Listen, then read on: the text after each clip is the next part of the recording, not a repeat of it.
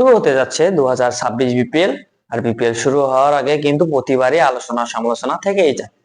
তো এবারও তার ব্যতিক্রম নয়। এবার শুরুতেই আলোচনায় আছে এনামুল হক বিজয়। তাকে বিপিএল নিলামে নেওয়া হয়নি, কারণ হচ্ছে এনামুল হক বিজয় সহ আরো 9 জন ক্রিকেটার আছেন ম্যাচ ফিক্সিং এর সন্দেহর তালিকায়, যার কারণে তাদেরকে নিলামে নেওয়া হয়নি। এদিকে এনামুল হক বিজয় তিনি ক্ষোভ প্রকাশ করছেন, তার বিরুদ্ধে যদি কোনো অভিযোগ থাকে সেটার প্রমাণ যেন বিসিবি দেয় এবং তাকে আজীবনের জন্য সাসপেন্ড করলে তার তখন আর কোনো কোনো অভিযোগ থাকবে না। আসলে তার কথায় যুক্তি আছে। তাকে যেহেতু বাদ দেওয়া হয়েছে, কি কারণে বাদ দেওয়া হয়েছে সেটা ক্লিয়ার করা উচিত। আর একটি আলোচনা কেন্দ্রবিন্দু হচ্ছে নোয়াখালী এক্সপ্রেস। নোয়াখালী এক্সপ্রেস কিন্তু এবার প্রথমবারের মতো বিপিএলে অংশগ্রহণ করতে যাচ্ছে নতুন একটি দল। সেই হিসাবে নোয়াখালী একটি ভালো তাদের ফ্যান বেজ আছে, তারা কিন্তু এরই মধ্যে সোশ্যাল মিডিয়াতে আলোড়ন সৃষ্টি করছে তাদের দল নিয়ে। তারা বিভিন্ন উৎসাহ বিভিন্ন মতামত প্রকাশ করছে।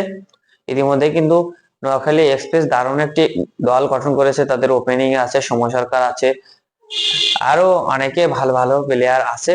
তাদেরকে নিয়ে তারা দারুণ একটি দল গঠন করেছে।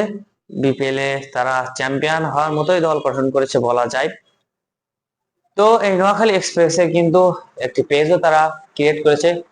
তার অল্প দিনের ভিতরে কিন্তু সেখানে লক্ষাধিক ফলোয়ার ইতিমধ্যেই হয়ে গেছে। এতে বোঝা যাচ্ছে তাদের ভক্ত সমর্থকরা কতটুকু উৎসাহিত বা উচ্ছ্বসিত এই বিপিএল নিয়ে। তো সব মিলিয়ে 2026 বিপিএল এ কি হতে যাচ্ছে, কি হবে, সেটা নিয়ে আপনাদের সাথে আলোচনায় থাকবো। আমি চেষ্টা করব আপনাদেরকে বিভিন্ন নিউজ দেওয়ার। তবে আমরা আশা করি যে বাংলাদেশের ক্রিকেট এগিয়ে যাক। বাংলাদেশের এই যে লিগ গুলো আছে, ঘরোয়া লিগ গুলো আছে, এগুলো আরো সুন্দরভাবে আয়োজন হোক, ভুল ত্রুটি মুক্ত এবং সুন্দর উইকেটে, ভালো উইকেটে খেলা হলে খেলোয়াড়রা ভালো খেলতে পারে। আমাদের মেইন সমস্যা হচ্ছে বিপিএল এর উইকেট গুলো খুবই বাজে হয়, যার কারণে আমাদের সামনে টি-20 ওয়ার্ল্ড কাপ, যেহেতু সেই ওয়ার্ল্ড কাপের প্রস্তুতি যেন এই বিপিএল এ হয় খেলোয়াড়দের, সেই ধরনের উইকেট তৈরি করা অত্যন্ত জরুরি। এই উইকেটের কারণে কিন্তু আমরা বাইরের সিরিজ গুলো কিংবা বিভিন্ন বড় বড় আসর, এশিয়া কাপ বলেন, ওয়ার্ল্ড কাপ বলেন, সেখানে কিন্তু ভালো ফলাফল করতে পারে না বাংলাদেশ। সেক্ষেত্রে আমাদের উইকেটের দিকে লক্ষ্য রাখা উচিত।